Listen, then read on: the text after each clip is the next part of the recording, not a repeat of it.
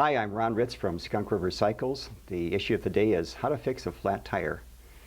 Everybody gets them but me, and even I occasionally get them. I don't personally believe in getting flats, so I keep those off my schedule. Things I've seen in the course of years of people using tools to fix flats are things that are quite surprising, are things like corkscrews, because they have an edgy type thing on them. Screwdrivers. I think screwdrivers are a big no-no. They are kind of pointy and they may cause some tire damage.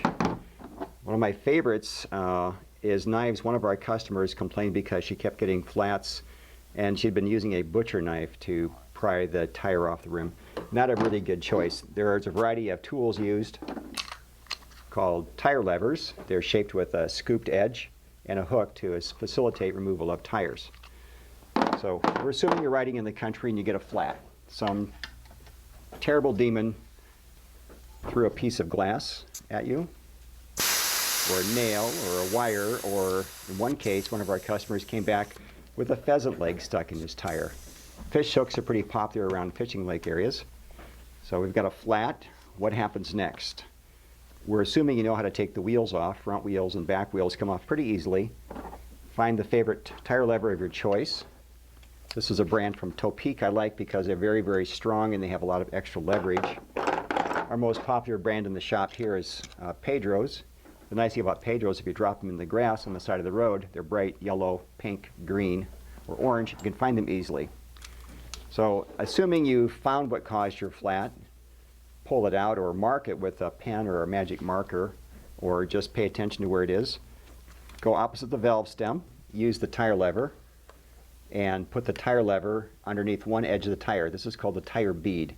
Sometimes you may have to connect the tire lever to one edge of the rim or spokes. Oops, this is a kind of a wide spoke. It's kind of a high performance wheel with extra wide spokes, so it's difficult to hook that one. Take a second tire lever, maybe 3 or 4 inches away from the first, pry it under the rim or tire edge. Take that second one a couple more inches in and pry. At this point, the tire is usually loose enough that you can stick the first tire lever underneath the rim tire edge and peel off one whole edge of the tire. Pay attention to where the valve is, where the label is, and it makes it easier to find the flat for a reference guide. If you have a Presta valve, which is the tall skinny valve, this is called a Schrader valve. You can see their difference in size. Schrader valves are commonly found on entry-level bikes, some of the mountain bikes. Presta valves, because they're easier to inflate with a hand pump and hold higher pressures a little more effectively, are found on performance bikes. That seemed like they get a few more flat tires. Maybe because the tires are skinnier, who knows. So back to the tire valve. I go opposite the valve again and peel off the second side of the tire. Sometimes you need the tire lever again to pry off the tire edge. Sometimes you don't. Okay, so at this point I'm peeling off the opposite side of the tire. You can use your thumbs. And I suppose you have to take the fact that I've been fixing flat tires for 40 years. And maybe my thumbs might be a little bit stronger than the average bike rider's thumbs. So maybe that just seems easy to me. We have the rim, or the tire and the tube. Put the rim down. We'll put that on our table here.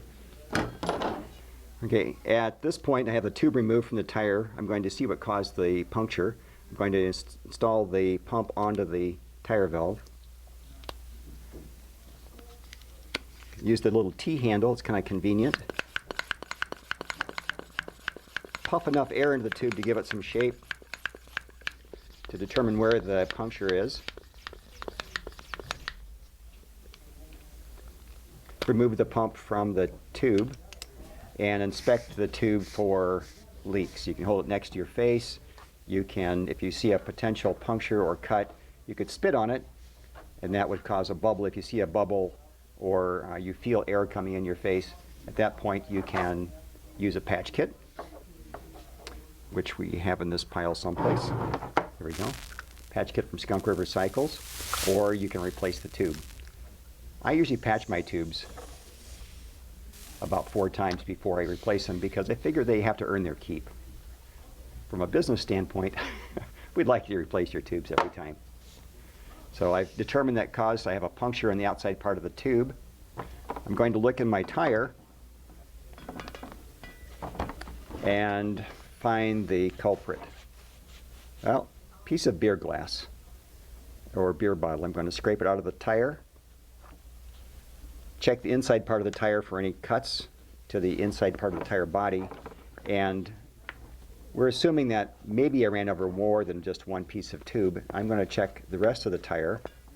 Most tires can be turned inside out to make it easier to find the inside part of the, make it easier to see the inside part of the tire. I don't recommend rubbing your thumb inside the tire very quickly because you might find a piece of glass or wire that could cause some other cuts to your thumb or to your skin.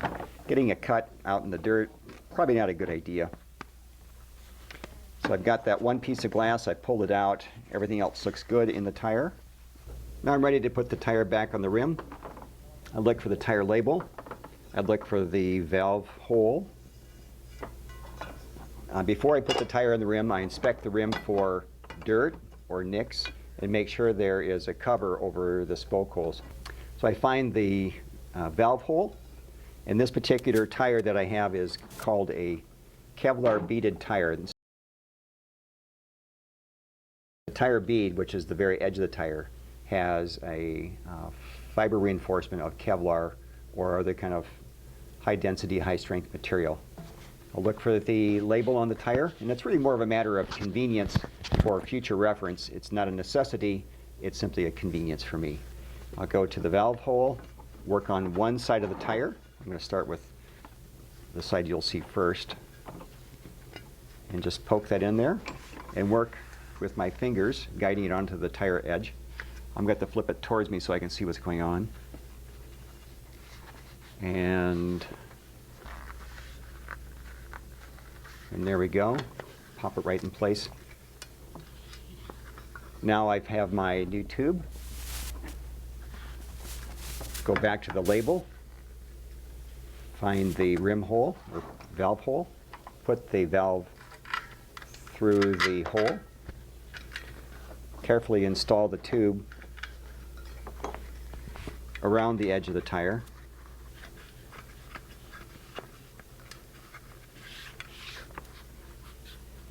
Kind of work it in all the way around with your fingers. No tools are required.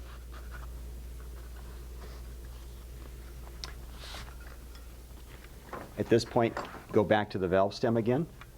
Make sure that thickened area is well placed inside the tire body. That's a common error that our customers make, or even new mechanics make when installing a tube in a tire, is getting the tube on the outside part of the tire. It seems like it'd be simple, but it's easily overlooked. Use your fingers and work on the tire a little bit from each direction. I'm going to work it near the top with my fingers, holding the other edge stationary. Make sure the tube is pushed up inside the tire body. It's kind of a matter of practice. You'll find that it's more convenient as you get more flats. Hopefully you never really have to practice that much. We have about 10 inches of tire left to install on the rim edge. Carefully push the tube up inside there.